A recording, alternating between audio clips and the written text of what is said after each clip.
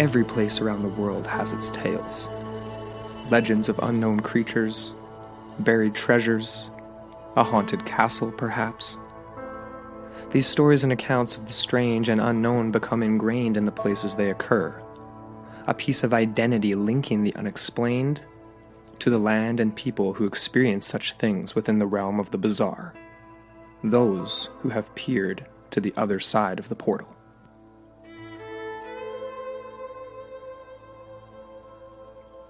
This week, we bring you all something different. On tonight's episode, we will take you on a tour of bizarre and mysterious happenings unique to the Great White North we call home. Whether it be the ominous footsteps of a restless soul pacing the hallways of an old Yukon hotel, or the story of murder and the search for lost gold in the dense mountains of British Columbia. Tonight's episode will keep you guessing from coast to coast. Come on a journey with us as we team up with Double Density Podcast to bring you all things red, white, and weird on Into the Portal.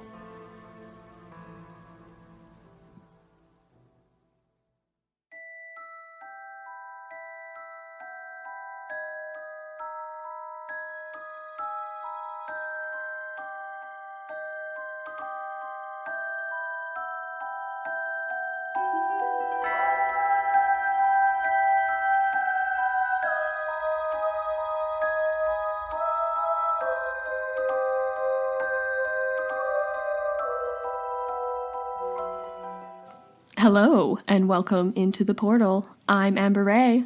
And I'm Andrew McKay. And we have a very special treat for our listeners tonight. Joining us is Brian and Angelo, fellow Canadians and hosts of Double Density Podcast. And we are joining forces for a 2-part nationwide Canadian tour of weirdness. Yeah, So, that's right. This is the first part you're listening to right now. And the second part is going to be released next Wednesday, right, guys? Exactly. Okay, on the Double Density Podcast. All right, so we just wanted to let you guys give a rundown on your show to start off. And yeah, just give us a little brief bio on what you're all about. Tell us about Double Density. I'll let you Angela, start. do you want to take this? I was going to let you start. We always have to figure out like who does what here. Same with us. I guess I'll do this. So Double Density is a weekly podcast where we split our subject matter down the middle. So the first half is usually tech news, and then the second half is something paranormal in nature. So what we do is we'll tend to look at a bunch of like tech news and sort of riff on that for a while, and then move into a paranormal topic. And usually we'll do something that's sort of like alien or UFO centric, but we've also done a lot of other kind of things, including, you know, cryptids, the dark web, creepypastas. Angela, I'm probably missing 1 or 2 or 6, so if you can just go ahead and chime in now. Like shadow people and time travel and conspiracy theories. We've had a few guests from other paranormal podcasts as well. We've yet to have a tech sort of guest. And the whole thing behind the show is like we had 2 topics we really liked, and we were trying to figure out how to work them in together. And we just said, well, let's just do 2 segments. And we do one of technology, one of the paranormal.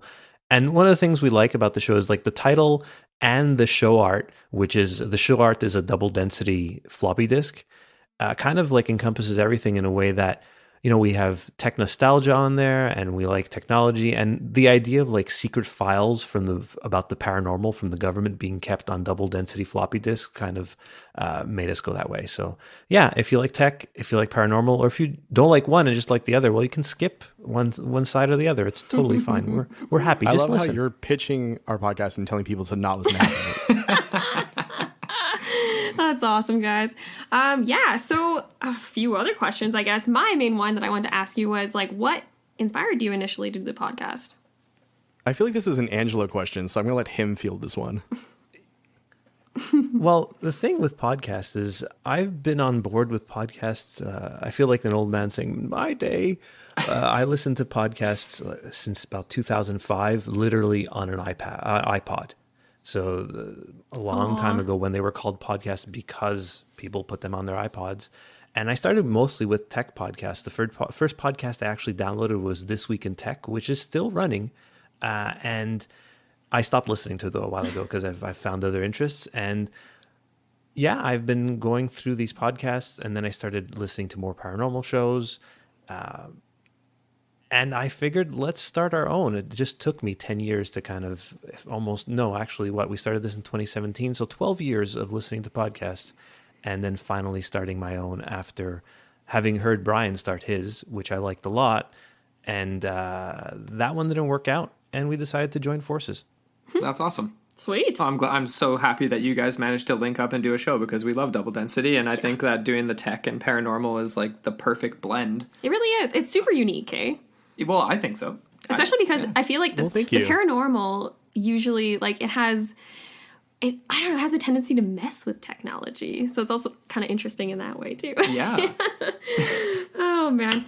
Did you have any questions, Andrew? Well, we definitely covered stuff like UFO reports where like someone's radio gets screwed up or like their watch gets broken. Like there's like some kind of weird tech thing that like goes wrong. So you're definitely right in that like the two kind of coexist in like this weird space that sometimes they get together and things happen, unfortunately. And Brian maintains that most of our technology comes from the crashed UFO in Roswell. Mostly jokingly, but reverse engineering. Yeah, exactly. There's some reports on that. I definitely don't buy them. Oh, and the other thing to keep in mind is Brian's sort of skeptical. I'm really skeptical. Like he's super boring. Yeah, I'm really boring apparently. But we like to talk about this double density scale of like ufology and skepticism and stuff. And I'm like more towards like the Carl Sagan end of things. And then there's like a middle way, and then you get all the way to the other end where who do we put at the other end, Brian, again? We put like Whitley Strieber, the guy who wrote Communion and who's like wholly invested his life in talking about his supposed experiences. So it goes from like 1 to 4. So Angelo's like a 1.5, whereas I'm probably like a 2 to 2.5. Whitley Strieber. Yeah. We just watched Communion like a couple weeks ago, and I don't even know what I was watching. That was the strangest movie I've ever seen in my entire life. Christopher Walken is in that, isn't he? Yeah, he is. He is. I feel like he was kind of a strange casting for that role. I don't know why. Like, I mean, he's kind of a weird guy, and that works for something like that. But I mean, it's a true story. He was especially weird in that. Yeah, movie, like he was just. I don't know. I just wanted more cowbell. He doesn't actually. Well, he doesn't really look like him either, right? Like, I don't know if you've seen pictures of old Whitley Strieber, but like he doesn't necessarily look like him, so it's kind of confusing. He's so young. Mm-hmm. He's so young too. Like he doesn't even look like the regular Christopher Walken. Like let alone the guy he's trying to portray. I don't know. Like if he looks like I haven't seen the photo of the actual guy, like the original guy. Okay, but anyway, Communion. So did watching the movie make you want to read the book now? I hate doing it in that order. Just to be clear, like I always try to read the book first. And we didn't for this one, but probably not would be my answer. What would you ever? I'm not really itching to read that. I don't know. Maybe though eventually. I have a lot on my plate right now. I've got like 4 books on the go. Too many books on the go. Okay, my other question that I really, really want to ask you guys, I just wanted to see if you guys had any favorites of the episodes that you've done to date, like any favorite topics or anything like that. Yeah. I'll take it. I'll go first, Brian. No, I'm kidding. Yeah, go ahead, Angela. We have trouble trying to figure out who talks first. I'm sorry, we're not teeing it up for you very easily. We're making it. No, it's okay. Not at all. No, it's perfect. I definitely would say our Sweet 16 episode, where it's the one episode where we've recorded in the same space. In this case, it was my backyard. We recorded outside, looked for UFOs, and that's one of my favorites. As well as when I was threatened by Siri, and that created a whole ongoing series that Brian would ask Siri. Yeah, I definitely I think that was like episode 14, and that was the same episode where, so one of the more famous kind of UFO cases in modern times is the Betty and Barney Hill sighting, which happened in New Hampshire, and I was on vacation last summer, and I ended up going because the state of New Hampshire actually erected like an official plaque for the site of the UFO sighting. So I ended up visiting that and taking pictures. And if you go over to doubledensity.net and click on the host page, you get to see my stupid face hanging out by the plaque. So that's a really good one. The one that we did a couple weeks ago with Area 51 was also really good. I really enjoyed putting that together. I enjoyed listening to that one. That was awesome. It was great. Thank you. Yeah, that was a really different episode where we scripted it because we're very unscripted, our show. We just have a set of notes and we just kind of ramble and talk and things come out, and we usually try to keep it relatively light. Yeah, we also had an episode with with Sam from Not Alone that were like, because we just kind of got real weird with it. Like we talked about his love of like Magic the Gathering and like just like a lot of like really fun kind of like human stuff that ties more into a bit of tech and then a bit of paranormal too, because his podcast covers like a wide swath of different things too. So it's kind of fun to go back and forth in between the two. And I think that was like one of the longest ones we'd done. It was almost like 2 hours. Yeah. And of course we had 2 episodes with our friend Rob Christofferson from Our Strange Skies. So like whenever we have guests, TJ's episode was crazy fun as well, where we totally went nuts with conspiracy theories. If you like conspiracy theories, I would highly urge you to listen to that episode. Cool. Awesome. Also, Angela, I don't know if you heard, but like the episode coming out on Wednesday might have special guests. Oh yeah, I'm pretty sure. I'm confident that the 2 guests coming out this Wednesday are really, really great. If you like this show, you're going to love those guests. Looking forward to it. Oh, yeah, very mysterious. Well, that's awesome. Super cool. Well, I mean, it's hard. It's asking someone what their favorite episode they've done is always an interesting question. Jerry from Hillbilly Horror Stories asked us that the other day, and it totally caught me off guard at first, which is kind of funny just because it's all so much fun. But yeah, anyway. That's where I got all the questions from, FYI. I was like, that was a great idea. Totally plagiarizing here. Yeah. 100%. Yeah. So, I don't know. Are you guys ready to get into this? I mean, we've got this really awesome cross-country trip of weirdness, and I guess we're starting in BC. Yup. I don't know. You guys ready? You guys ready to go? Totally. I'm definitely, Awesome. Okay, cool. So, Well, yeah, that's I mean, you, Andrew. That's geographically correct, I guess, going west to east. We started in British Columbia. That's where I live. I should know that, right? Yeah. Okay. So this was, so it was tough narrowing down what I really wanted to do for British Columbia, just because BC, I mean, all the provinces are awesome and have their unique paranormal stories to them and cryptid creatures and all of the above. But BC has a ton of that, and I was really tempted to do Sasquatch, even though it's so well known, obviously, just because there's a lot of unique, specific details to the history of Sasquatch from British Columbia. But I'm gonna save it. Gonna save it. What I did come across, though, was a story that kind of blew my mind that I had never heard of it before, which was the story of the Lost Creek Mine, which is also sometimes known as the Pit Lake Mine. Have you guys ever heard of this story before? No. I have not. Okay. And that's the thing, because like I hadn't heard of it either. I'm from BC, and apparently this gained international attention in the 1920s, and then later on in the 60s when people would, continue to search for this lost mine. But it's a really cool story. So this is how it goes. So basically, this takes place. Pit Lake is just above New Westminster, British Columbia, so fairly close to Vancouver, BC. And it's super dense. Like, I've never actually gone hunting or fishing or anything out in that area, but from the people I know who have, like, it's pretty intense terrain. You got to know what you're doing for sure if you're going to do even an overnight trip or anything like that. There's bears and cougars and all of the above. Anyway, so it's like the 1850s was kind of the origins of this particular area for the gold rush. And there was a story that kind of surfaced that there was a native man who was coming into what is now a town that doesn't exist anymore, where New Westminster would be.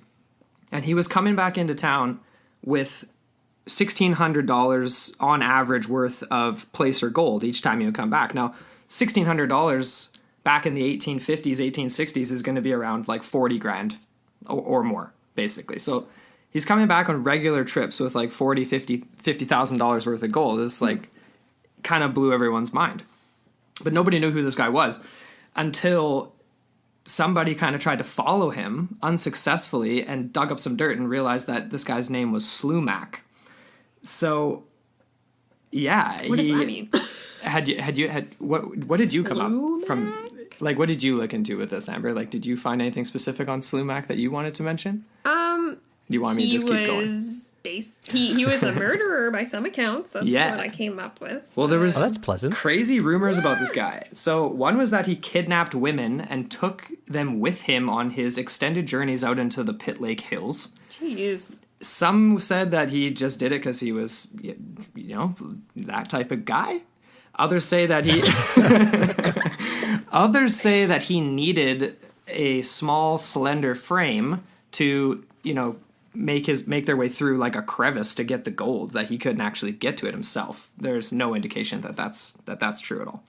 Anyways, There were some missing women's reports at the time, so that correlated to it, and there's a chance that part of the story is true. Yeah, and but he's like the Robert Picton of his era.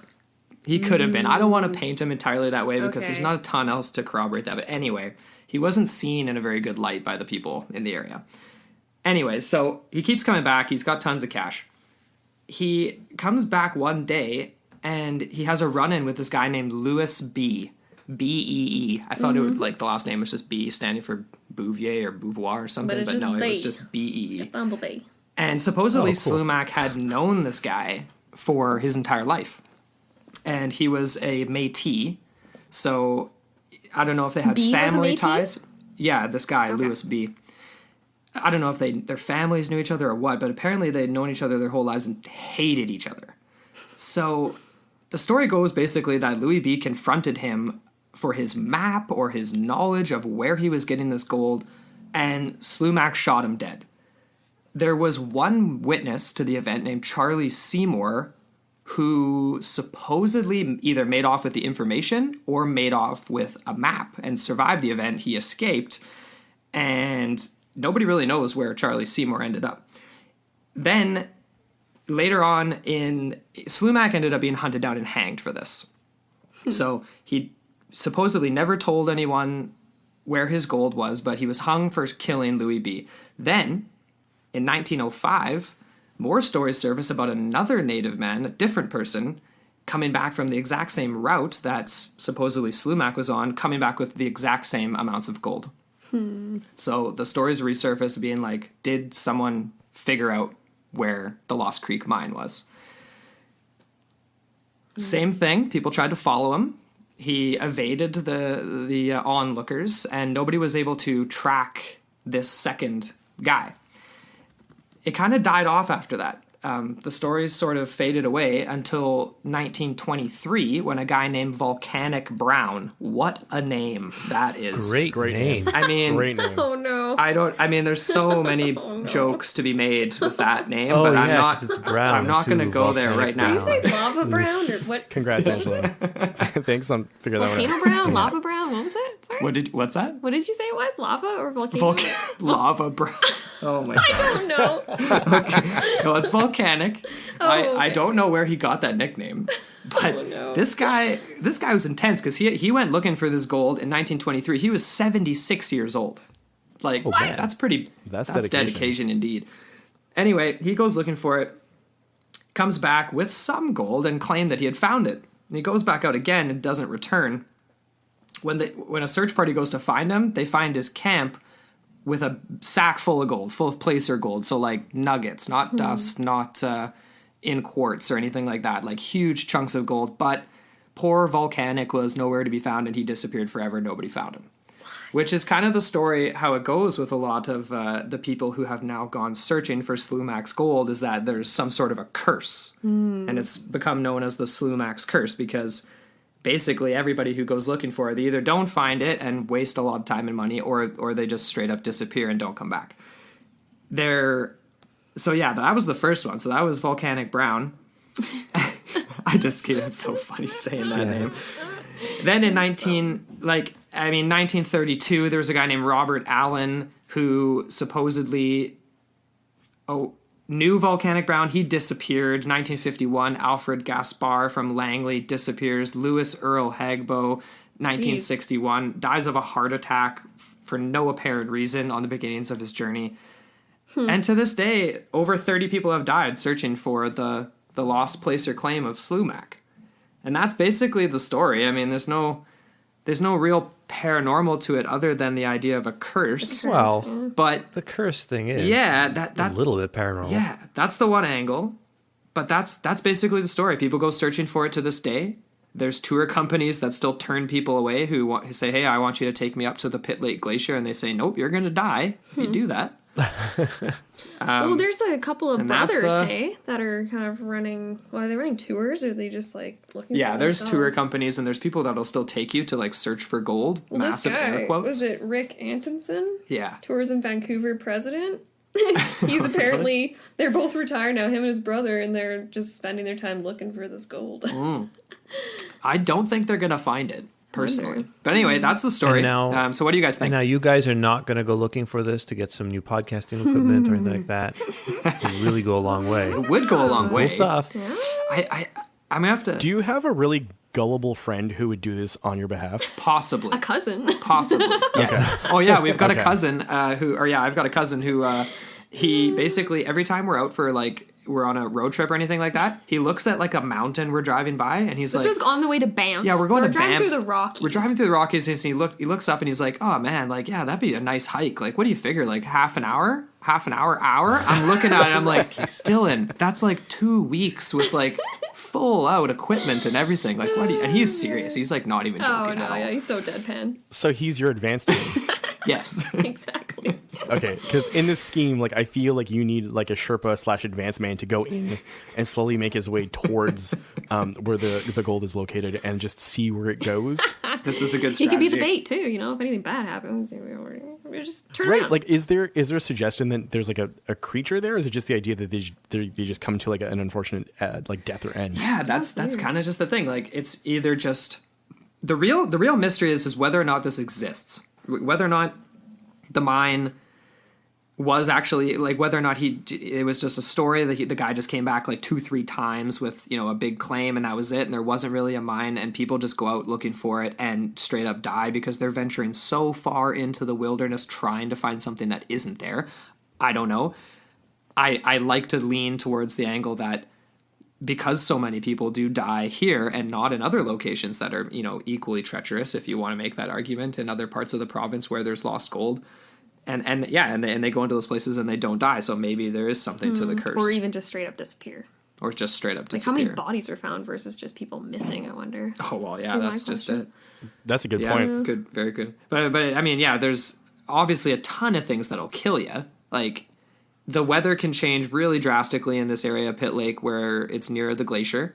You can get caught there's stories of guys even in a torrential rain pour just being straight, just like suffocated in mud, like quicksand. Just like apparently that can happen in certain locations out there with a flash rain and things like that.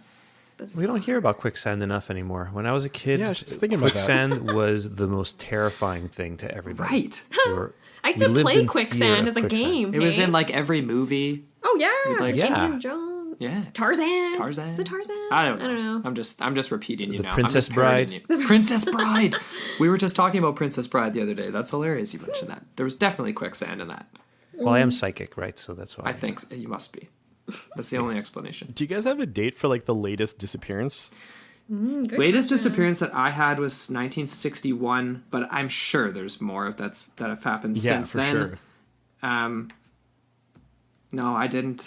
Well, I think the thing too is that like a lot of people go unreportedly missing for like various reasons, right? So maybe newer people have tried to venture out, but for whatever reason they weren't reported, or they were reported missing, or like they set out to do this but didn't tell anyone, Yeah. right? So there's that Right. too. Totally. Totally. Never know. Well, I think we should try and get Logan Paul to go there, or maybe bring his brother too. Who's Logan Jake and Paul? Logan go Yeah. looking for Pitt's gold.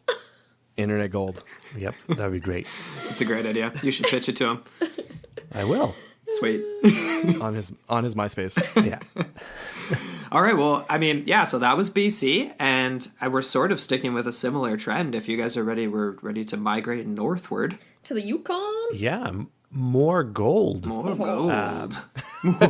Could you say that as if you were missing like a tooth? Yeah. Let's hear the prospector. No, I can't. Yeah, the prospect. Yeah. Like a more gold. Yeah, there we go. All right, this is- Well done. thank you. Oh, man. So we're traveling to the Yukon now, Yeah. and the Yukon obviously was known for the gold rush, and there's a lot of ghosts that have remained from around that time.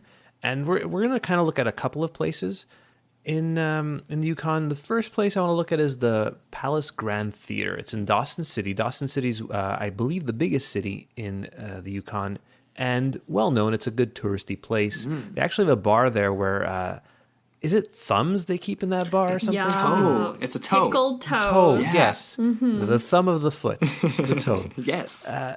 Very odd. I've heard a few comedians talking about how they've gone there and taken a shot. Very strange. I would not do that. So the Palace Grand Theater, it was built by Arizona Charlie during the gold rush. So it's old, very old. And right now, it's still being used as a theater. And the thing is that both the production crew and staff often hear footsteps going on around them when they know nobody should be upstairs and walking around. They also see lights go on and off, which, I guess you could attribute that to like an old building and bad wiring or ghosts, one or the other. It's usually one or the other. Yeah. There's also the smell of rosewater or flowers, and that's something I always find both interesting and super creepy, is ghosts that come along with smells. Yes, definitely. Yeah. That is I creepy. remember reading about that in the Amityville Horror. Like, I know that's a proven hoax at this point, but when I read that, I didn't realize it was a hoax. And they kept talking about the smell. And then anytime I'd be at home, and this is when I was younger, right? So anytime I'd be at home and I'd smell something a little odd, it would kind of freak me out. I could see that. Man, I feel that way about burning toast. Oh, you'd be like, am I having having a stroke? Yeah, exactly. You think you're having a seizure of some kind. That's what burning toast signifies.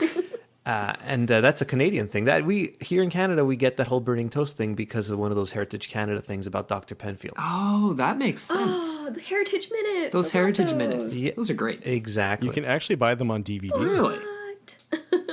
Sadly enough, yes, I know that. You're so No, you're a patriotic. patriot, man. Yeah. Yeah.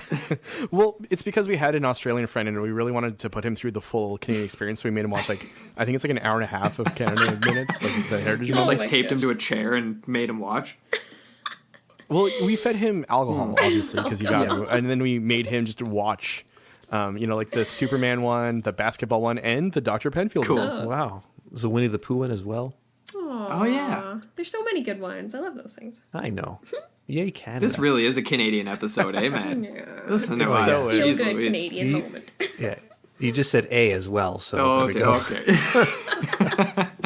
Anyway, continue. Yes, please. So, with the Palace Grand Theater, one of the story that stuck out with me was Emily Farrell's. She's a producer in the theater, and she went and stood on the balcony on a quiet night. So there's nobody on the balcony. It was a quiet night, and she went to watch a performance on her break. And it was a solo performance. There was a guy playing piano on stage. And the performer, after the performance, had asked her who her friend was on the balcony with her that was watching the performance with her. And she didn't notice anyone near her, but the performer insisted that there was somebody standing next to her wearing a black vest and a black suit with a hat. But she didn't see anyone near. Now, there's some really great videos I found by Travel Yukon. They're on YouTube. I'm going to post a link, give you a link. Actually, I'm not going to post a link on your website. I'm not hacking into your website to post any links. You probably could. You're the only one with permission. Okay, thank you. But I've put them on the show notes for you guys, and I Awesome. definitely encourage you to post them along Cool. with this. 'Cause We will. They're super well made. There's 3 of them of the paranormal kind. There's tons of other videos by Travel Yukon, but I think the people listening to this will be interested in the 3 ones about the paranormal. Yeah. Now, the next place is the Caribou Hotel. That's the more famous place. It's on the shore of Lake Bennett in Carcross. And that has like a really interesting history. It was built by W.A. Anderson at the start of the gold rush in 1898. And later owned by a man named Dawson Charlie. So we have Arizona Charlie, and now this is Dawson Charlie. And he owned it, but later he fell off a bridge and died in 1908. So after he died, Edwin and Bessie Gideon took over the hotel, and they had it rebuilt because it burnt down in 1909, and they had to have it rebuilt. So they kind of moved it a little bit more inland. It was like really on the shore, so they moved it a bit, and that's the same building that's there now. Wow. An interesting aside is in 1918, they inherited a parrot whose owners had left for a trip to Vancouver, and the boat sank, and no. and everybody on the boat died. And goodness. this Man, I heard about that parrot. That Polly, was that her name? exactly. I was going to say, obviously, the parrot's name was Polly, Right. and so they inherited in 1918. Now, the interesting thing with Polly is that Polly lived to the age of 125 and died only in 1972. Jeez. That's insane. Yeah, so it lived a long time. Now, the Gideons had this parrot for the rest of their lives, with Edwin passing away in 1925 and Mrs. Gideon in 1933. Mrs. Gideon is the important person here. Actually, the parrot's actually buried in Carcross Cemetery. Apparently, Mrs. Gideon was supposed to be buried there as well, but her grave's never been found, which is kind of creepy. Really? Now, Mrs. Gideon is the ghost that apparently is seen in this hotel the most often. One of the stories in the mid-60s, Archie Lang was a manager there, and he said a woman appeared in his room on the second floor in the middle of the night. Now, he thought it was just the chambermaid who showed up, and she kind of silently pointed at him and started walking away. So he quickly got dressed and started following her downstairs. And once he got downstairs, she disappeared. That's bizarre. So, yeah, that's normally not normal. No. Yeah. Normally not normal. That doesn't make sense. But yeah, that's not normal. No. And it's less than ideal when you're sleeping and you... Yeah, that's... Yeah. I did. Yeah, that could be, though, that he was just having some sort of dream, maybe. Who knows? But pretty weird. And she sort of fit the description of Mrs. Gideon. Right. Now, the current owners are Anne Morgan and Jamie Toole. They've owned it for a while. They've been renovating this thing for years at this point. I actually can't find out if the project was finished. There's a website for the Carcross Hotel. They call it, it's the Caribou Hotel. It's easy, caribouhotel.ca. But the website's super old looking and there's not much information there. They actually appeared on Dragon's Den, which is the Canadian version of Shark Tank for our American friends. And they pitched a whole renovation of this hotel to have people come and visit it with all the history it has, along with the ghosts. How did that turn out? Yeah, that's it. We don't know if they've actually built it or not at this point. Ms. Morgan has mentioned that during the renovation, she kept hearing footsteps upstairs and construction sounds too at times when she was alone in the hotel and there was no construction going on. So that's always a red flag for ghostly activity. Yes, indeed. Very No, scary. I glanced into this and I came across that too. Yeah, like they could hear hammering in a room that definitely nobody was in doing any work or anything like that. And just kind of the classic stuff like that is super creepy. I think the weirdest thing that I came across, I just briefly perused some of those articles, and the accounts from locals that consciously avoid the place and saying that they've seen Miss Gideon from like the windows, and like some say they see her with the parrot. Like, Exactly. Well, that was, you read my mind. That was the next thing I was going to say. She's sorry. actually said, yeah, no, it's okay. This is why we're here. just stealing your Ms. thunder. Morgan, actually. Yeah. Well, she said she's seen Bessie at the window with, Bessie is Mrs. Gideon. Back then, we didn't say Ms., I guess. And she was at the window with Polly on her shoulder, which is appropriate for what a parrot does. The fun thing, our government's kind of fun here in Canada, right? Well, we're going to touch on this later on with something else, but Canada Post actually issued a stamp of the hotel with an image of the ghost looming over it. And it's a really scary image of the ghost. It's like a skull. Yeah. Yeah, spooky. It's like she looks gigantic. Yeah. And it's part of a Haunted Canada series that they have. Oh, cool. I posted a link in the show notes too, so you can add that to the site if you want. Sweet. Yeah, people should take a look at it. It is a creepy stamp. For It really is. And like her hair is so weird because it's like, it looks like It glows in the dark. Yeah. Does it? No way. Yeah. Okay, makes that's why it looks weird. Cool. We are Thanks, super Canada Post. cool. Yeah, Canada Post can be a lot of fun sometimes. This is where our tax dollars are going, for crazy glow in the dark Exactly. stamps. Highly collectible. Highly collectible. Yeah. That's Very such cool. a cool story. I love So wait a that. second, Brian, would you try the sourdough? The sourdough cocktail? Yes, absolutely. Yeah, Absolutely. I think I'm much more adventurous than Angelo, generally speaking, when it comes to those kinds of things. Like we had lunch today, and Angelo warned me. He's like, I'm not really big on like a lot of kinds of food, so if we can find something that works for me, let's do this. Yeah, guess what I had? I had a poutine. Nice. Yeah, Oh, So predictable. so Canadian. Well, not even more, just really Quebecois. Very much so. Come I on. want poutine now. Right. Oh, That's my awesome. gosh. Now I want But yeah, poutine. I would have the drink. I would see where it takes me. It might be fun. Sourdough. Well, the first time we ever cocktail. heard of that drink was when we were watching Canadian Pickers. Do you guys ever see that show?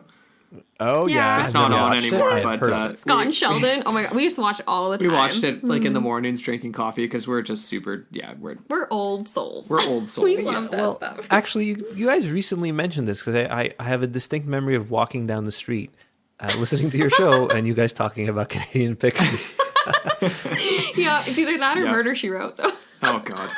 Good heavens. It's been a few episodes for that one, though. There's something soothing about all that. Right? That's what we think. Yeah. Yeah, absolutely.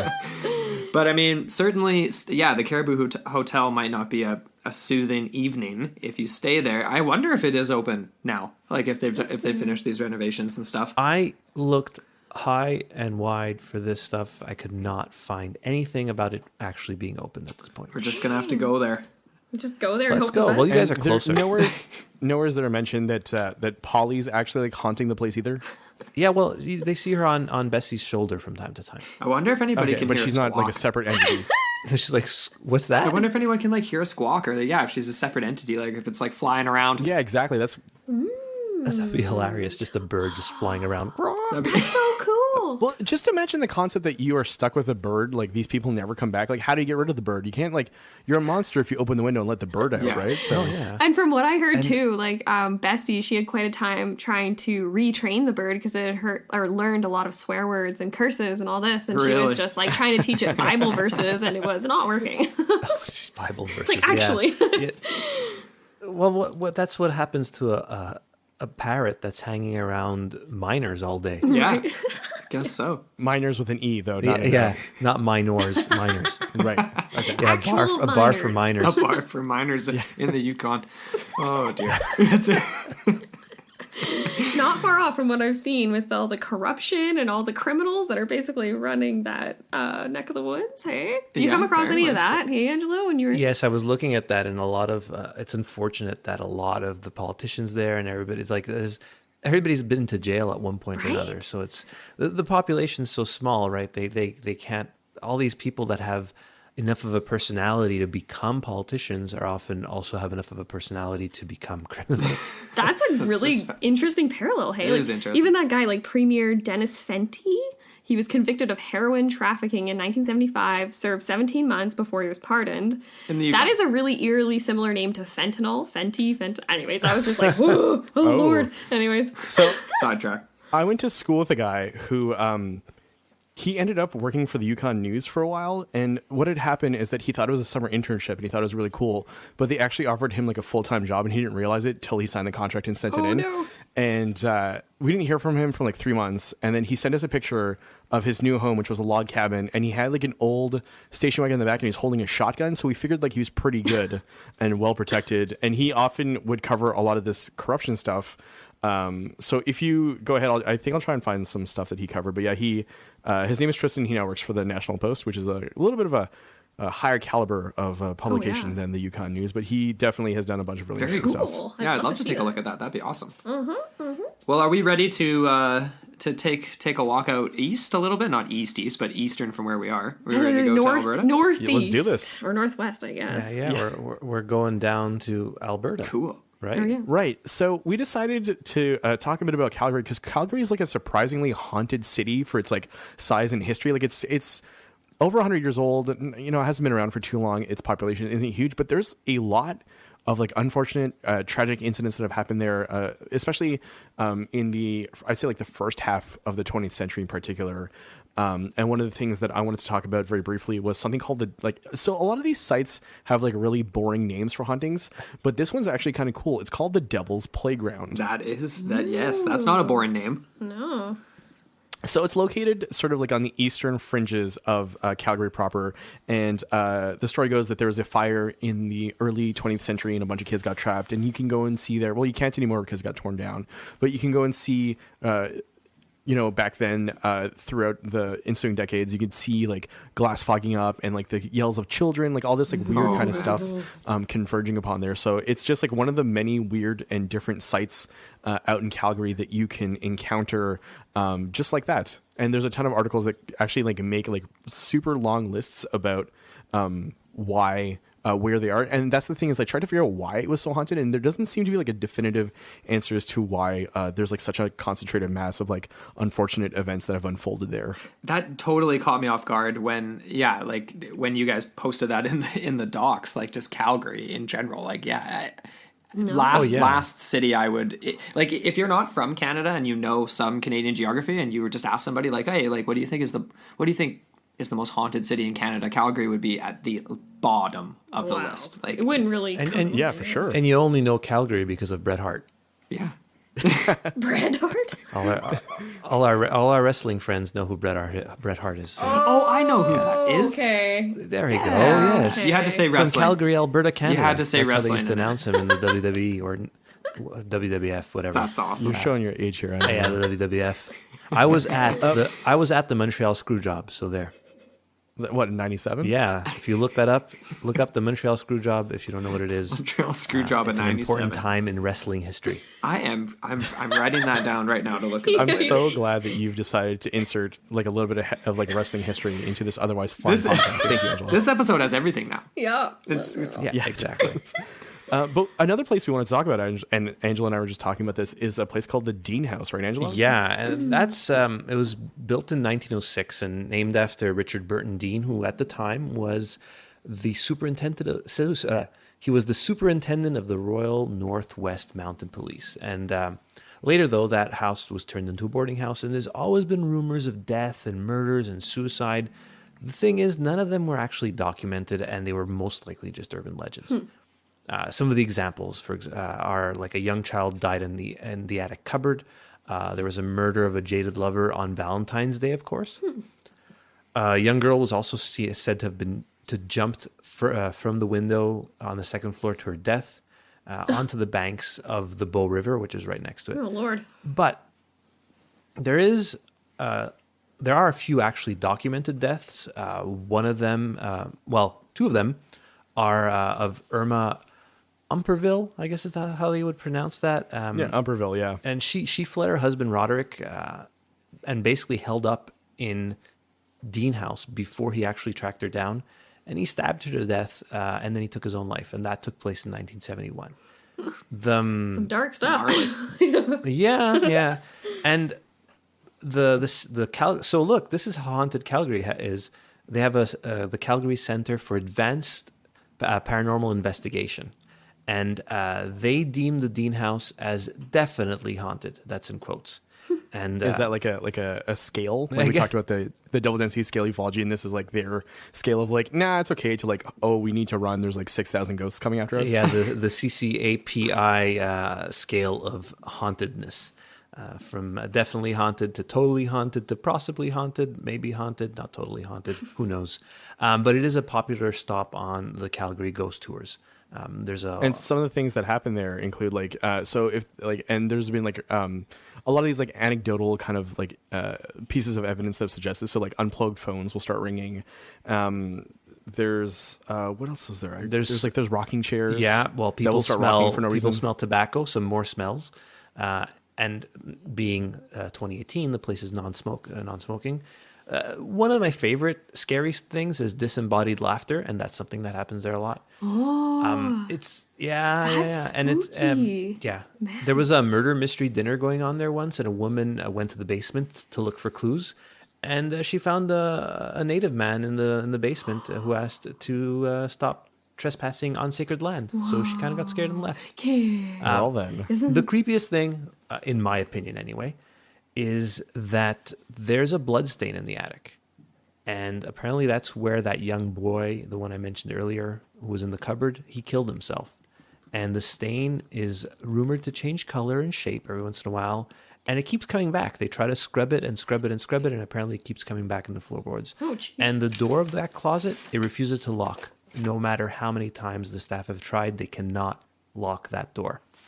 That is weird.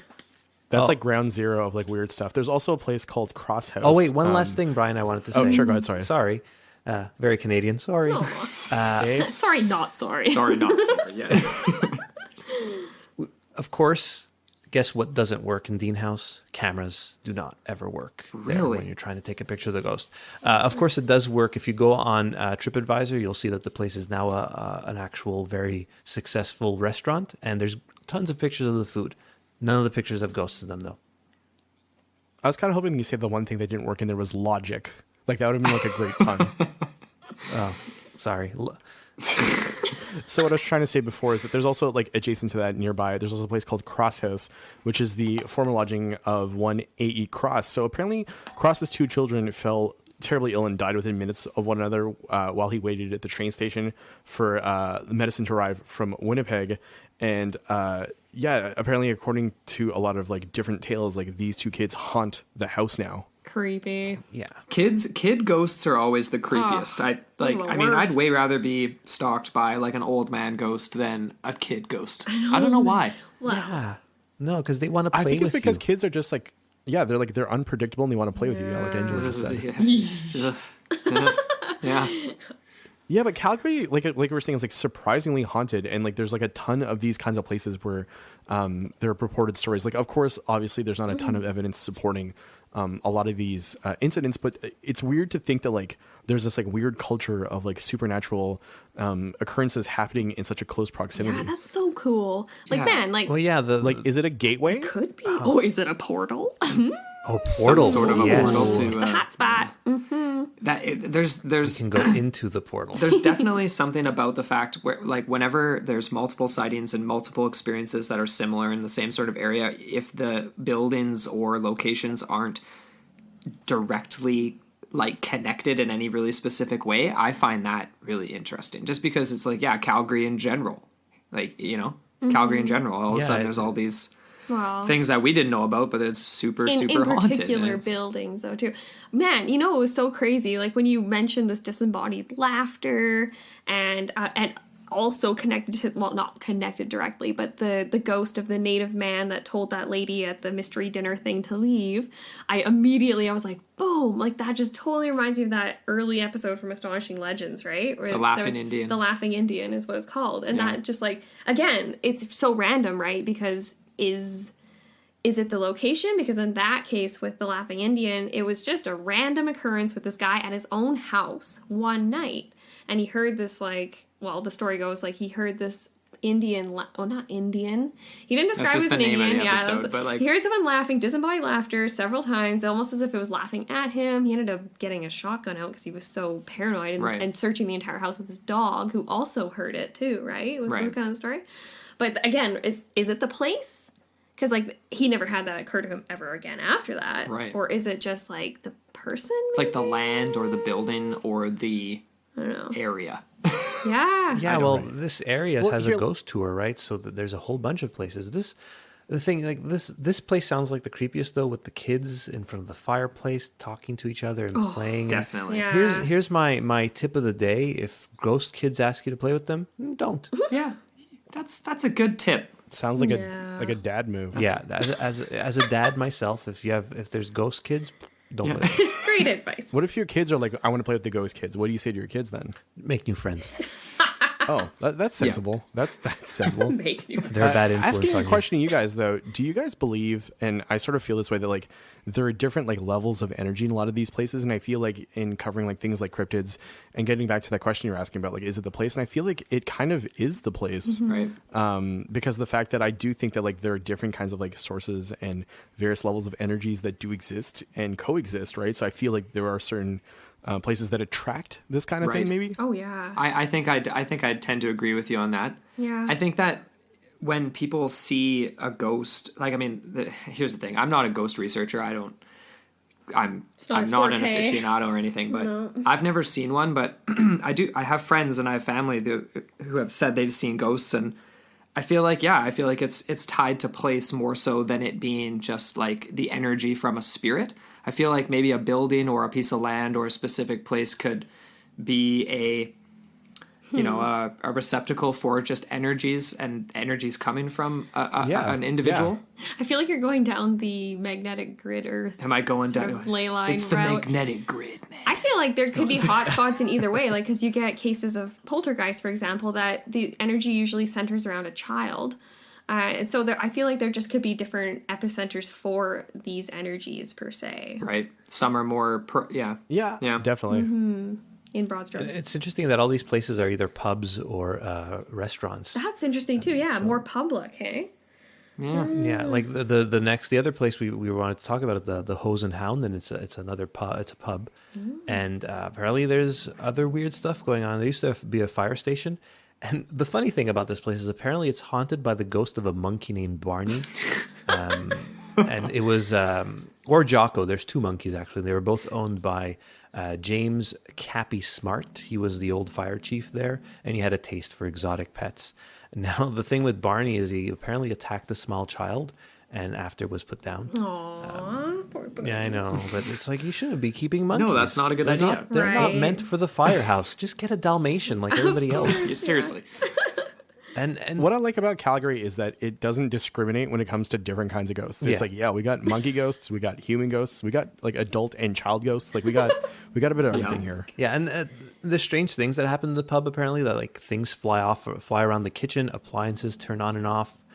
There's pounding coming from the floorboards, and all of them are often blamed on the monkey. And the staff, they testify apparently to hearing horses or feel heavy breathing on their backs when they're on the backs of their necks when they're near the old stable. So there's horse ghosts too. That's creepy. And- Breath on the. And I just wanted to say, like, I used to work in a movie theater that was apparently haunted, and we wanted to this is like a long time ago when I was like late teens, and we wanted to go into the basement and bring a Ouija board and contact like the ghosts that were in there. We never did that. Oh, and that's too bad. More recently, I think we talked about this place, right, Brian? Did we ever talk about it? Yeah, I think we did. We mentioned it. Yeah, in one of our episodes, Yeah. we talked about your sordid past as a theater employee. Yeah, and my friend who used to work there with me, he sent me a link to a YouTube video of somebody doing some urban exploring because the building's still there, but it's abandoned. And somebody was doing urban exploring in the old building, and it was really weird to see like the abandoned movie theater. Somebody walking in there in the dark with a flashlight. He went into the basement where the Coke machines used to be. He went upstairs to the break room. It was really creepy looking now, especially because nobody's in there and it's fallen into disarray. Ooh, yeah, that's the best. I love abandoned places. I love abandoned places too. Oh, I mean, yeah, it's terrifying, but it's just so the cool. patina, man. The patina. The patina. Well, you should look into the Montauk project and check out that abandoned base, right, Brian? That's something we have yet to really dive into. We've seen so much of it on just in general, pop culture, but I have yet to actually dive Well, it's in. always kind of funny because like we're sort of new on the scene, like with the podcast, and Yeah. I mean we've looked into lots of paranormal things and ancient history and stuff like over the years, but we feel like such noobs when it comes to certain like paranormal topics that are so well known in the community, and then people start talking about it, and we're kind of just like oh yeah. Well, you learn. You learn about stuff. I've learned stuff. Brian's learned stuff. Actually, though, Brian hasn't learned anything because he knows most of the stuff because he has archives and archives of old Coast to Coast AM Right. episodes. So Oh, cool. yeah, Very cool. he knows a lot of this stuff. But the Montauk thing is kind of fun because it's like an abandoned base. What's the base called again, Brian?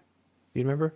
I am drawing a blank right now. Anyway, we talked about it and on an episode, and then we had TJ talk about it as well with us briefly when he was on. And Right. everybody knows remember TJ from that. Pints and Of Puzzles. course. Yeah, good old TJ. Cheers, man. Oh yeah, we're drinking beer right now. We'll definitely. I have a photo of myself drinking beer while we're recording with you guys, so I'll definitely be tweeting. Oh, it's Camp Hero. Sorry, the place it came to me just now is Camp Hero. There we go. there we go.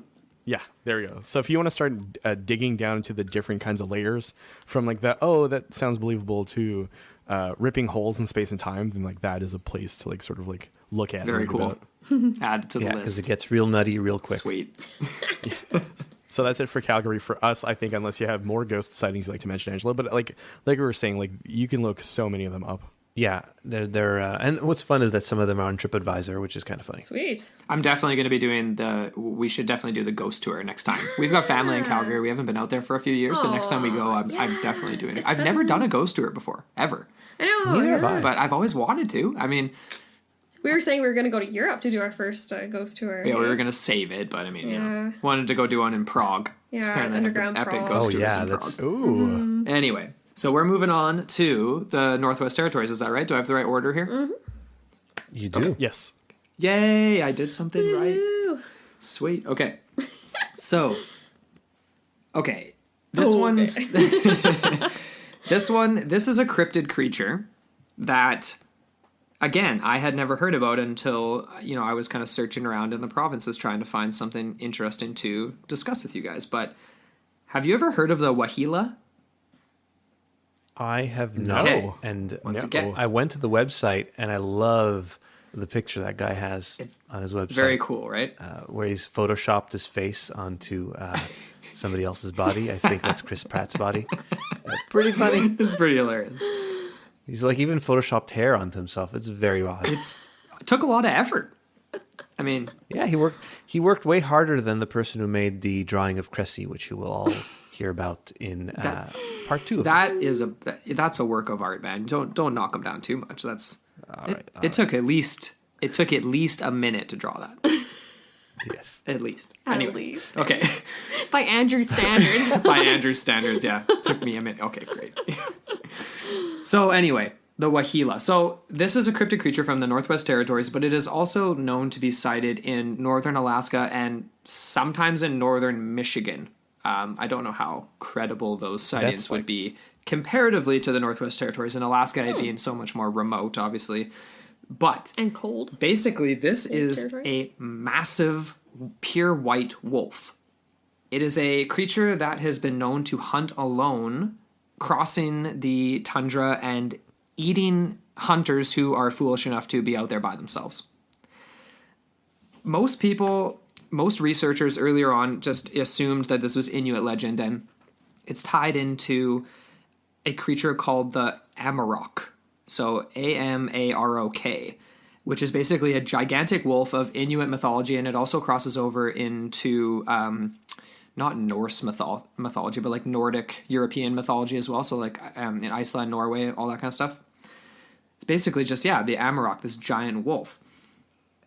And the interesting thing is that people have actually claimed to see this thing, and some of them are it's not just nobodies, it's very credible people. It's hunters in the community that have been hunting for, decades and decades and decades. It's police officers. There's a bunch of different accounts of people seeing wolves that were way bigger than they should have been.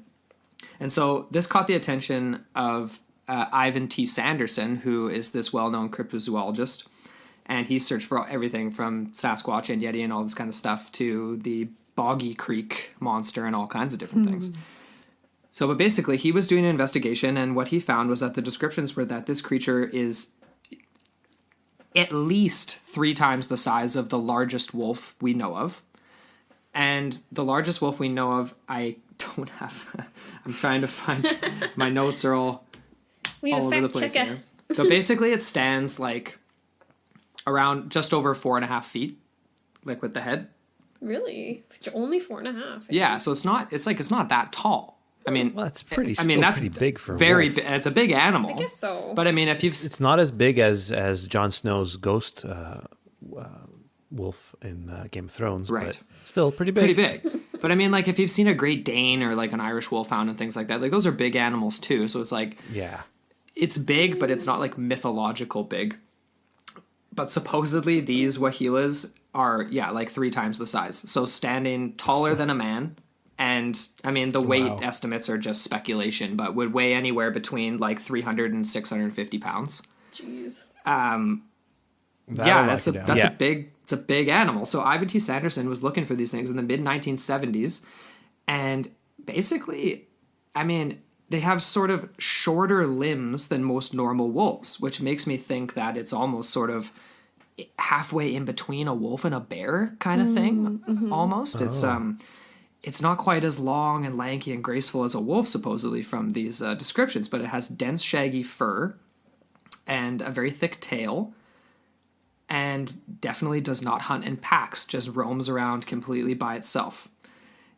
So the question is, what exactly could these things possibly be? Is this just legend, or could there be some sort of a cryptid creature out here that's some sort of a hybrid wolf, or I mean, the classic argument would be people are seeing maybe just one really gigantic wolf. Sure, it's a wolf with gigantism, or it's just some sort of an anomaly, but it's not a species of Wahila. My question is what the face looks like.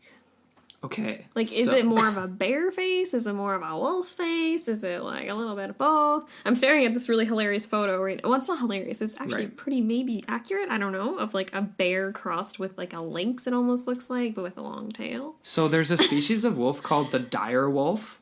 Yeah. which I believe is the species that's been like linked in folklore to like werewolves. Well, that's the wolves in Game of Thrones. Is that okay? Yeah, That makes sense. But basically, the dire wolf is like, and it's an extinct species that kind of ended off in the late Pleistocene period. But they were massive, and they had shorter faces, more like similar to a dog or to a bear. And so Ivan T. Sanderson was sort of speculating that there could have been some sort of an offshoot of these sort of dog, bear, dire wolf creatures that have found a way to survive in the remote wilderness of the Northwest Territories in Alaska and all these places up north, and continue to produce offspring in very, very small litters and hunt alone. Mm-hmm.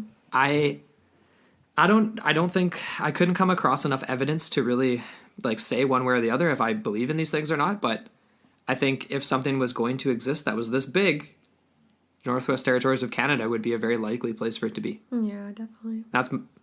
It's such a massive space of land, right? The idea that a species like that could exist is definitely very believable. And I think, too, given that it's not just spatially large, but also like a very rough terrain, I think makes it even more difficult to ascertain whether or not it does exist. Definitely, yeah. Not many people around to actually be seeing these things either.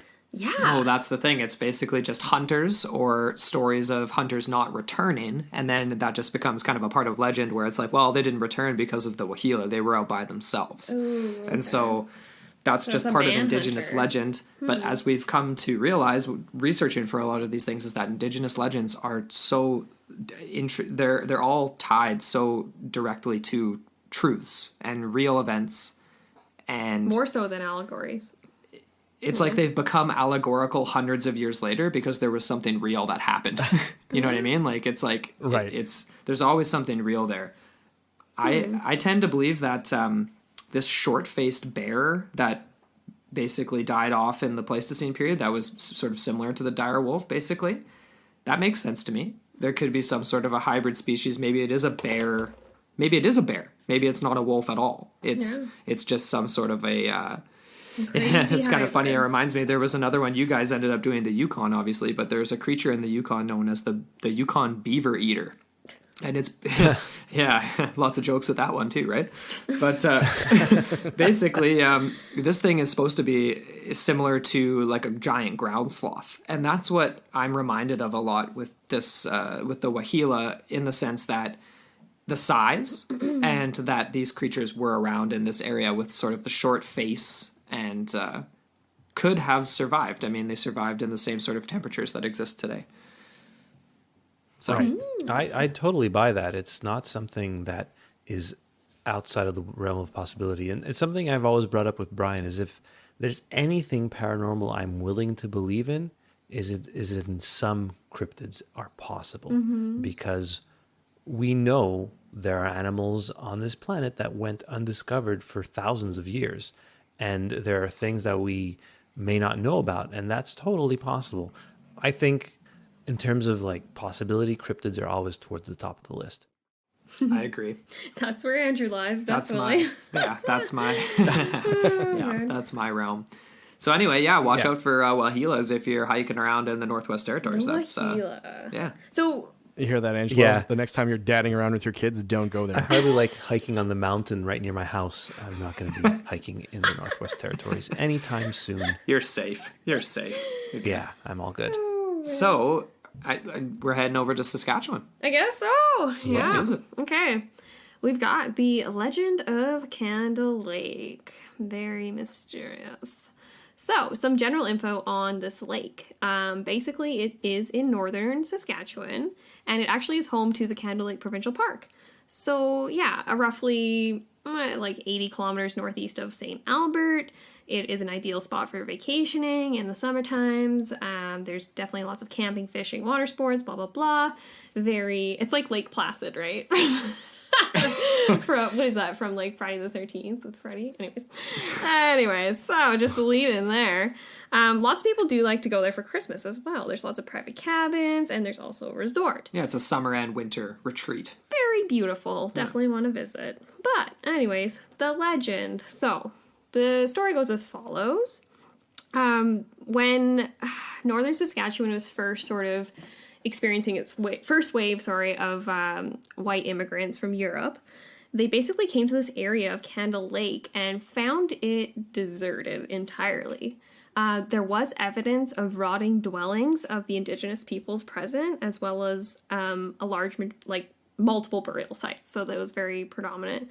And it was kind of really eerie and disturbing. So as the settlers began establishing themselves and interacting with the neighboring Cree tribes, the tribes described the Candle Lake as being haunted by evil spirits, and it was consciously avoided by the natives because of this. So, also described by the natives was this mysterious phenomenon seen late at night, mostly described as an eerie glow, sometimes described as like a sphere, so like an orb is kind of what I'm equating it with. And it would usually be moving about in and about the trees, kind of bobbing around on the northern side of the lake. So, okay. This was basically the genesis for its name as Candle Lake. Later was anglicized, obviously, into English. So now it just remains that way to this day. And ever since, Canadians, like settler populations have been there, they've seen this mysterious light. I had an account from a Dennis Chamberlain, who's a longtime resident of Candle Lake. And this is a quote from him. He says, "I used to see them when I was a kid. They looked like something very low. They looked something like very low northern lights bouncing around." End quote. So, yeah, not very, there's no accounts of it being like a Skinwalker Ranch where dogs go missing and there's burn marks and whatever else. Right.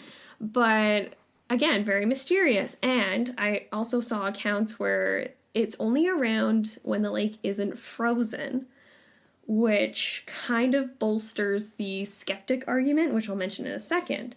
But before I do, I just want to mention the most recent sighting, and this was taken from the National UFO Reporting Center website, which I just discovered this afternoon before we sat down. And it's really neat. So this was actually in 2013. The date, oh my gosh, it's the 9th month of the year. What's the 9th month of the year, guys? September. Really? Oh, yeah, it is. Oh my gosh, I should know this because my birthday is the 8th month of the year. Holy. Okay, so September 7th, 2013.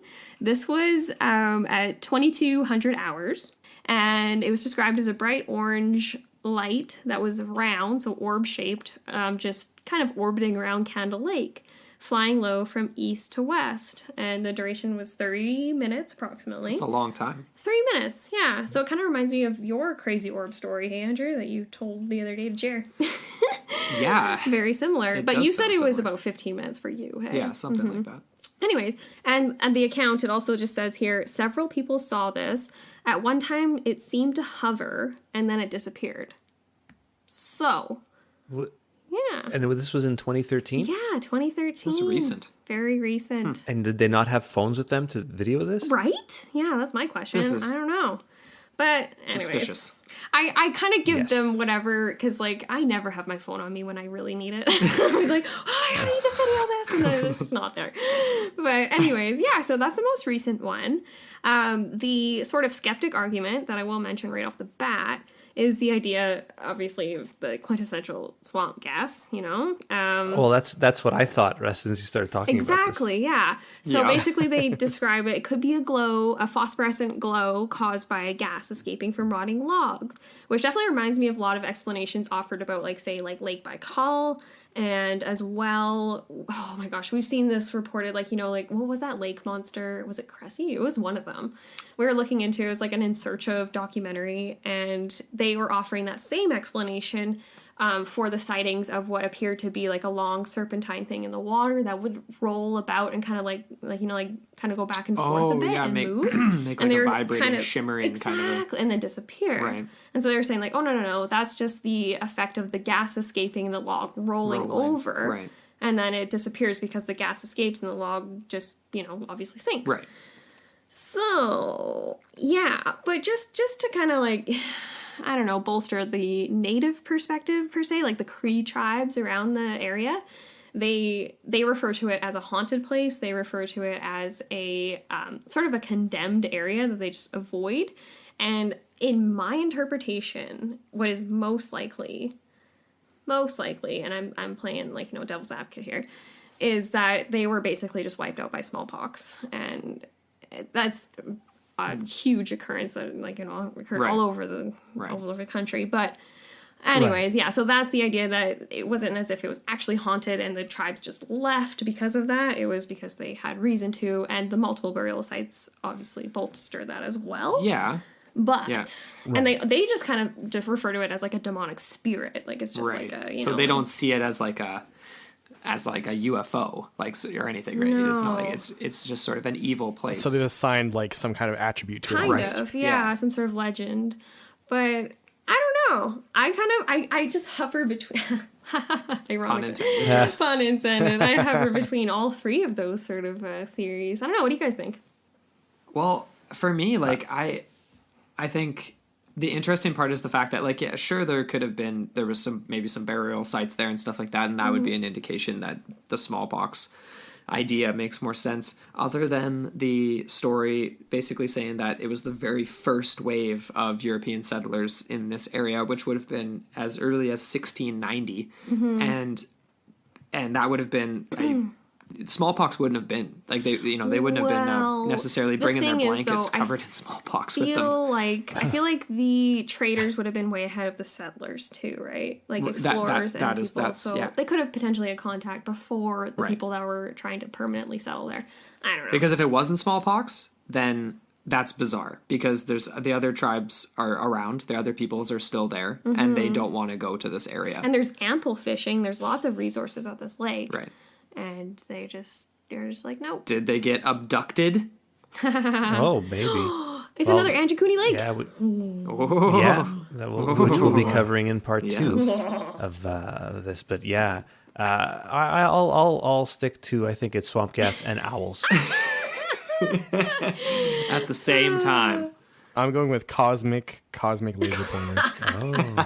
Or it could be Northern Lights. I've always been intrigued by orbs because of the idea that they are self-sustaining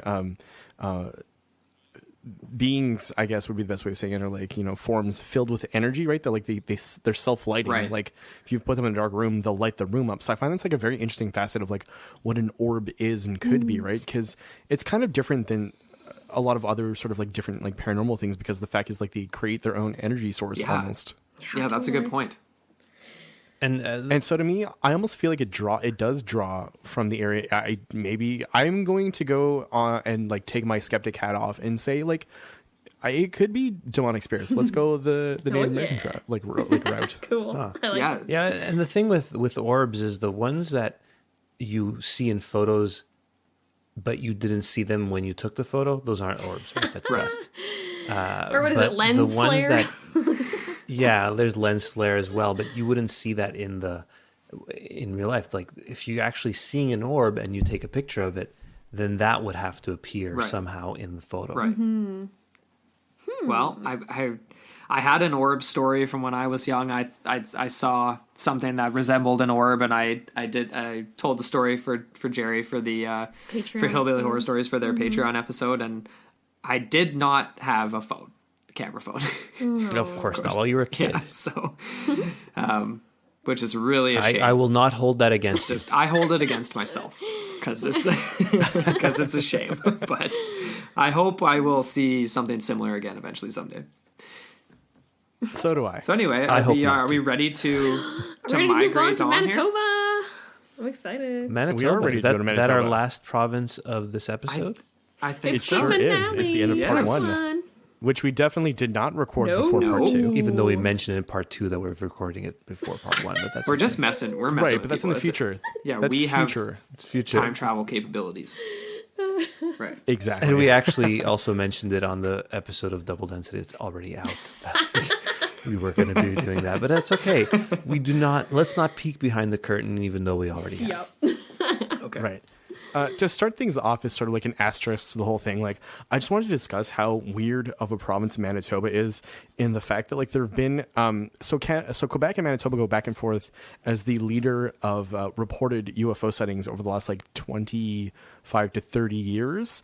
So in 2012, Manitoba was leading the charge, and then in 2016, Quebec took the crown away, and it's like a really weird space. And I think we've talked about this on our own show, and I know that you, Andrew, and Amber are probably going to cover this in a future episode. But things like Charlie Red Star and the Falcon Lake incident are some of like the more well-known cases in Canadian ufology. So I just wanted to sort of like throw that out there as like a beginning and sort of like note the fact that like it's a weird province for that to happen. And I totally pulled up my Charlie Red Star notes just for this part. It's like, if we got some connections going on, we got to be ready.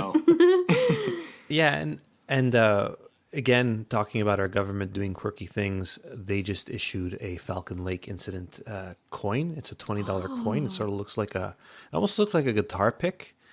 Yeah, it definitely does. And the thing is, it's first of all, it's a $20 coin. You're not going to use it because it costs $130 Canadian, and it's already sold out. Really? It's already a collector's item. Yeah. And you forgot the best part, Angelo. It's glow in the dark. Oh yes, also glows in the Just dark. like the We love our glow in the dark We stuff. really do. The funny thing is, if you head over to the Canadian Mint website, there's like a Q&A section, and a bunch of people thought it was an April Fool's joke, and it's just like, no, this is completely legitimate. Like, the Canadian Mint kept having to answer these questions that, in fact, like, this is a legit thing that they're Right. making. Oh my gosh, that's so funny. So, yeah, we wanted to cover UFOs, but I feel like we do that generally a lot on our own show, so we wanted to break away and talk about a really interesting place, which is the Fort Garry Hotel in Winnipeg. And I actually, anecdotally, I had a friend who had stayed there on business a couple of years ago, and they had stayed. So I'll explain the story a bit, and then I'll explain where they actually stayed. So the Fort Garry Hotel is a pretty historic hotel located in Winnipeg. It's over 100 years old, so it opened up in December 1913, and it's actually a Canadian historical site and was named that in the early 80s. And so this hotel has 246 rooms, but room 202 in particular is the one that everyone wants to sort of stay in because that's allegedly like the haunted room. And my friend ended up staying on the second floor of the hotel, which apparently like the strangeness of 202 kind of bleeds out into the entirety of the floor. So she was hearing a lot of like disembodied laughing that she couldn't figure out where it was coming from. And so she thought it was like kids in the hallway. She opened the door. She took a look. There was nothing there. She closed the door, and then she'd hear it over and over. And luckily, she just turned like the TV on, I think, in order to drown out the sounds of laughter while falling One way asleep. to get rid of ghosts. But in hindsight, she didn't realize like the sort of history behind it. And then as she was explaining to me, and then she was like kind of like looking around, and she had realized that like she had probably been touched by this like really weird sort of thing that happens to you when you stay there. Very creepy. So room 202 in particular is actually, you can request it, and it's probably the most famous room. And apparently, like in the room itself, there's like a lot of like ghostly figures. So a man either cloaked in black or a woman in a ball gown, and usually they will appear at like the foot of your bed. They're not next to you; they're kind of like in front of you, sort of at a distance. And apparently, so the story, or sorry, like the most reported story, I guess, because like a lot of these legends, as always, don't actually have like a definitive start to them. But legend has it that a newlywed couple stayed in the hotel in the 1920s, but the husband was killed by a horse-drawn cart when the bride sent him for headache pills, like pre-Advil, I guess. And apparently she committed suicide in the room. And of course the hotel has to sort of deny this because like who wants to admit that there's like people killing themselves on your premises? But the fact remains that apparently she ended her life there out of grief. And so apparently there's another room on the second floor where a spirit lady in a white ball gown will appear to you. And the hotel has found proof that a Lady Macmillan dressed in a white laced brocaded gown stayed in the room on December 10th, 1913, the grand opening date. And something about that one is, isn't there there's a return customer who keeps asking for that room? Yeah, for that room. Because for that room. they end up seeing the ghost. What? And like they almost hang out with it. It's very strange. That's creepy. It sort of reminds me of that infamous scene from Ghostbusters, if you know which scene I'm talking about. Which scene's that? In the first Ghostbusters? Yes, where Dan Aykroyd's on the bed, and the lady ghost shows up and does something to him. Right. Yes. So, look, I saw that movie as a kid when it came out in the 80s, and I didn't understand why he was like having his eyes crossing and had a big smile on his face. I did not understand it as a 6-year-old. The funny thing, though, is that I've had that conversation with other people about intimate acts and ghosts, and it got very heated. It was very interesting, and I don't think that it's like the theme of like this podcast in particular, so I'm not going to get into it. But suffice it to say, like that does get talked about a surprising amount out in the world. To take things back, like so us normies would have these encounters, but did you know that politicians are people too who have strange encounters? So Brenda Chamberlain, who's a Liberal MP from Ontario, visited the hotel in 2000, and she was on the second floor and claimed to have seen something. She was there for a party caucus, so all of like the MPs of the region had met up and sort of like to discuss policy and things like that. And she was in the hotel, and I'm going to quote from the CBC article from 2000. So Miss Chamberlain said she was sleeping soundly Tuesday night when she was startled awake by the feeling that someone had lain down next to her in the bed. She leapt up and investigated, but saw nothing. 45 minutes later, wide awake in bed this time, she felt it again. Quote, "It was like somebody was settling into position next to me, like my husband, only later. I actually felt the bed move," end quote. Again, she leapt up and again found nothing. This time, she shrugged it off and took a Tylenol PM and went to bed. And apparently only in discussing this with fellow MPs did she realize the significance of the hotel and its long-standing haunting claims. Wow. Well, the other thing about this story is that in the little 2-page booklet that you get when you stay at the hotel about the hauntings there, there's a scenario that similarly happened to Ida Alba, who is the current owner of the hotel. They were living in the hotel at the time, and she had an argument with her husband, and he had left, whatever, and she was lying in bed, and then she felt her husband sit on the bed. But when she turned to talk to him, nobody was there. And once she read this, it really freaked her out because it was essentially almost the same thing that happened to her. Freaky. Super creepy. I mean, I'm happy to say that's never Sounds happened like a to me, but I mean, that's repeated pattern. terrifying. Yeah. Yeah, I don't know if I've had any visits in the night, apart from like the cat who lives with me, who loves to wake me up. But like that's a known creature. That's not something that I wasn't expecting. Yeah, and even if it was a ghost cat, it wouldn't be too bad. Ghost. I'd be down with that if a ghost cat's like meowing at me, wants attention, like wants to know what's up. Like I will talk to it definitely. Yeah. Cats sometimes. Whereas like a can be woman in a annoying. ball gown, I don't know how to react to, right? Like I always try to put myself in the position of people in these stories. And like, I don't know how I deal with like running into a cryptid, like running into like a weird ghost or like hearing the sound of laughter in the night. I always say like whenever I'm in a situation where I'm scared, I usually try to work through it with humor. So I always say like whenever I'm really freaked out to Amber, I'm like, if any of these situations like this, like if I was going to see a ghost or have a run-in with whatever, I would just want to be with like Leslie Nielsen or somebody like that. You know what I mean? Who is Canadian? Yeah, there Congrats. But I mean, just like something done. like There you that, go. or Canadian. like the three guys from Workaholics or something. For sure. Just yeah, For sure. Yeah, you'd want Blake Anderson to like give you a hug with his Cut kiss. through that tension. Eh? exactly. I think the closest I've ever come to having to deal with it is that there's like an abandoned like children's asylum outside the city that we visited. Angela, have you been to Doria? No, but we actually, was this our first episode? We talked about that in our first. It might have been, our first about episode. EVPs. Yeah. So friends and I had set up a tape recorder in one of the rooms just to see if we catch anything. And the weird thing is like someone or something clicked the stop button like maybe 10 minutes into the tape as we had wandered off. And the thing is like we had put in fresh batteries and like a fresh tape. So it wasn't like the batteries had died or anything, but like something or someone had consciously decided to like make this stop, which was really weird because I'd used the recorder and other things and never encountered a Where it just problem like shut that. And the only thing we heard was like scratching on the tapes. That's about it. Yeah, not creepy at all. No. Did you ever not go really. back after that, other than to just get the recorder?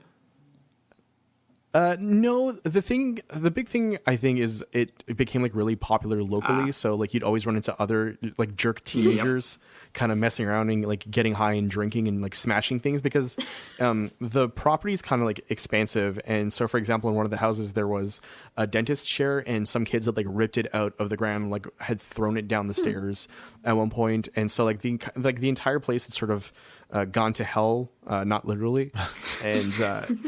So unfortunately, like it kind of became like this weird thing, like to visit because like it was so well populated by like kids who just wanted to like do Right. bad things. Right.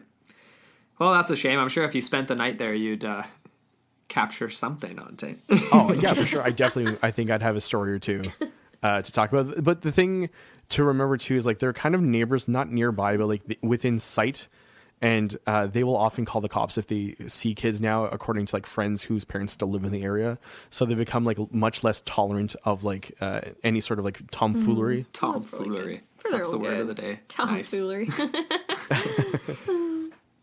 But yeah, the Fort Garry Hotel. So yeah, it's such a strange place, and the fact that it's like a Canada Heritage Site. It seems like we as Canadians, both like as a people as well as like a government, like to recognize a lot of this strangeness. Like we talked about the Canadian Mint, we talked about the like Canada Post, we talked about this being a historical site. Like there's a lot of that going on. Oh yeah, there's even like there was an official some sort of station set up by the Canadian government in the 60s or maybe the 50s. I think it was 54 actually, and it was literally just to document and study the presence of UFOs. And they were using, I think it was like they had 5 different criteria. One was like changes in the magnetic field. One was changes in the electronic sort of, I don't even know. And they had like all sorts of other. They had 3 other criteria, but for me, especially cool. doing Coral Castle, I was like, magnets, what? There's a magnetic field. UFOs, man, they're messing with the magnets. Anyways, sorry. When you guys talked about magnets, I couldn't help but think of Insane Clown Posse. Well, you gotta. Absolutely. Magnets. How do they work? It's a big question here. It's a question we often ask on Double Density. It's like, how does science work? We really don't know. I don't know. Neither of us are men of science. We're in the same boat, yeah. Oh man. Oh, man. So did you guys have anything else to add on there for Manitoba, or are we No.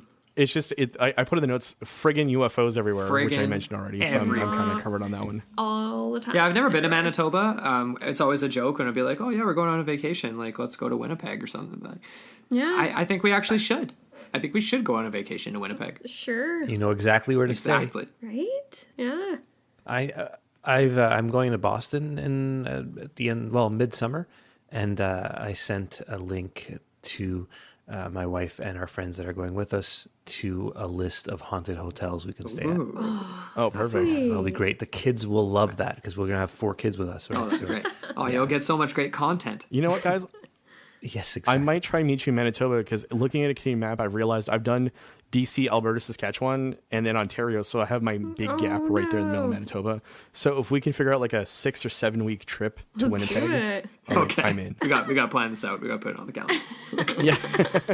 Okay, cool. Well, I guess as we're coming down to the end of this part 1 of a 2-part sort of series between the 2 shows here, I think it would be cool for you guys to just let everybody know where they can reach your show and reach you guys, and any details on Double Density that you want to let the listeners know.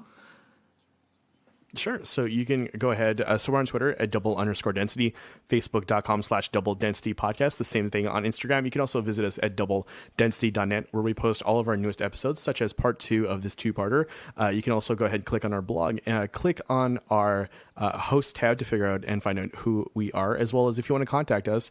And there's also a handy dandy contact button, which sends us an email. If you have any comments, questions, you want to ask Angelo how Apple things work, he will tell you whether or not you want to know. He will rattle things off, which is like both plus and a minus sometimes. Yeah, and if you're wondering when part 2 of this comes out, it'll be out on May 2nd. So if you're this one's going to come out this Sunday night. Yep. Yeah. This coming Sunday. Sunday afternoon, maybe. Yeah. So Afternoon. so the month this comes out the Wednesday. We usually put them out overnight. We schedule them for overnight, and so this will Awesome. be episode 53, May 2nd. You'll see it in the show notes where that Amber and Andrew are on the episode. And I #calendar math. yeah, and I think it's going to be a great episode. I can predict that the recording is going to go perfectly. Good for you, man. I'm glad that you have the power to see into the future. I'm glad to align myself with you in this way. Crystal ball, man. Right? The magic 8 ball. All right, Amber, where can people find us? All right. Well, before we get into that, I did want to give a special thanks this week to Susnick. We just want to say thank you for that awesome review on iTunes. Yes, thank you so much. I gotta say, my new favorite word is edutainment. So thank you for that. Yeah. Always appreciated. We love to edutain. Yes. Anyways, hashtag edutain. Yeah. Anyways, as always, you can always reach us at into the portal mailbox at gmail.com. On Instagram, we are Into the Portal Podcast. Twitter is just Into the Portal 1 and Amber Ray 1992. And then, of course, visit intotheportal.com for all the info on this episode, including awesome resources and everything, that we've discussed. As well, we have this amazing new newsletter. Yeah. A new newsletter. Woo! New newsletter. Yeah, so we're just basically going to be doing highlights from the show, behind the scenes with your hosts, upcoming collaborations and projects, cryptids of the week, and so much more. So, Yeah, you'll be the first to get the blog too if you sign up for the newsletter that Amber works so hard on every week, and they really just give more details on all the episodes that we do, so they're super fun. Yeah. And that's all at intotheportal.com. Yep. So thank you so much for listening, everybody. And we look forward to our show next week, which will be another Canadian theme. But before that, make sure you tune in to Double Density on Wednesday. Absolutely. All right, guys, till next time on Into the Portal. See ya. See ya. See you guys.